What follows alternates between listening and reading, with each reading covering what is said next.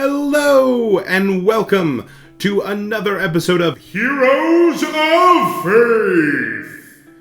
The hardest thing is figuring out how to say that differently every time. My name is Corey. I'm the youth director of the Chosen Generation Youth Ministry at the Master's House. We are continuing our series where we go through Hebrews chapter 11, the chapter of faith, and taking a look at who's in there, why they're in there, and what I can learn from it. Today we're going to be talking about Moses. Moses! You know him, you love that cartoon they made about him. It makes me cry every time. Specifically, we're going to be talking about Hebrews chapter 11, verses 24 through 27.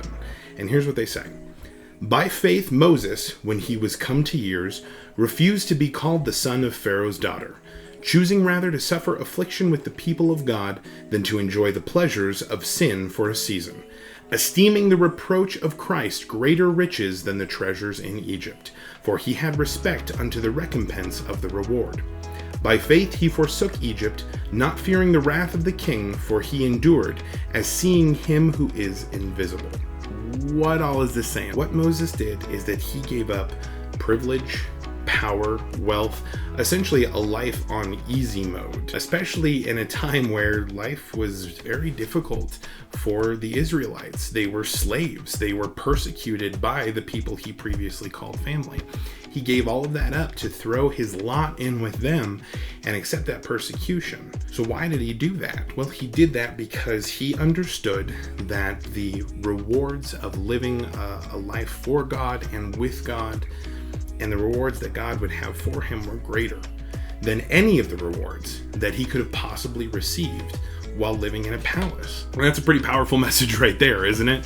Like, oh, well, I could live in a palace, but boy, a life lived for God is so much more rewarding. That says it right there, but I'm going to keep talking anyways. How did he do that? Right? How did he give that up? And the simple answer is, of course, by faith. He was able, by faith, to understand God's rewards. This is something that we as people actually struggle with on a psychological level. Instantaneous rewards versus rewards that are far away. It's much easier to say, okay, I want this thing right now and this will make me happy now. And I don't want to forego that for something that will make me happy way down the road. That's really what a lot of our society is built around. It's called instant gratification. Moses understood that instant gratification is not gratification. He understood that the treasures that we have even on this earth are temporary. And that's kind of hard for some of us to wrap our heads around. But his faith gave him that understanding. It gave him that foresight to say that, yes, this may make me happy now, but am I truly happy? Am I actually fulfilled? He understood that riches and wealth and power in this world did not mean anything. What was important was a life lived for God and what God would then provide for him, both in this life and the next. The other thing about this, Moses didn't just say, all right, I'm giving up all this cool stuff. He also actively angered Pharaoh, yet he didn't let that fear stop him. So here you have Moses giving up not only all of these things, but then also having to move forward in the face of being actively oppressed by the ruling powers that be at that time. So what does this mean for me? I don't live in a palace. I'm not about to go make a pharaoh angry at me that I'm aware of. We live in a world that is constantly vying for our attention, our time, and trying to tell us this is important. A lot of times fear comes into play with that, right? The fear of, well, if you don't find this as important and if you don't obtain this, then you don't fit in or you don't count somehow. And all of those things just aren't true. And it's important that we understand that that's not true, that we understand that those things don't provide us value. Those things can't force us into determining what is necessary for my life.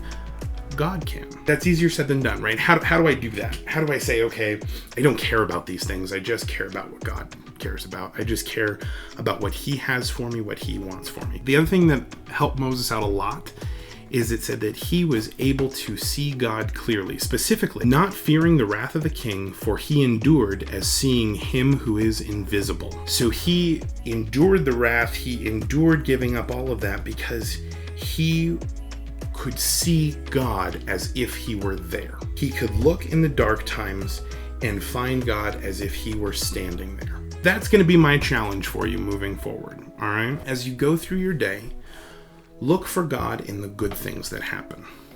And you'll come to find that there are so many small things that come that are good in your day, and God is in all of those. And as we look for God in the good things, we will more naturally be able to look for God in the hard things and in the rough things. And the more that we look for God, the more that we see Him, the more that we realize that these troubles are so small in God's sight and are so small compared to His love for us and what He will do for us. That's my challenge for you.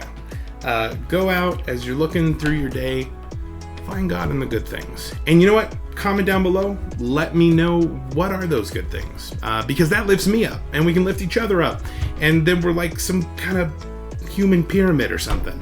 I don't know. Let's just go with it. That's all I've got for you guys today. Thank you so much for watching. Click like, comment, subscribe. I feel weird saying it. You know what? I'm going to say please.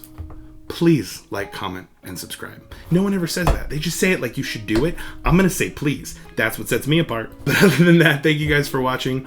We'll see you next time.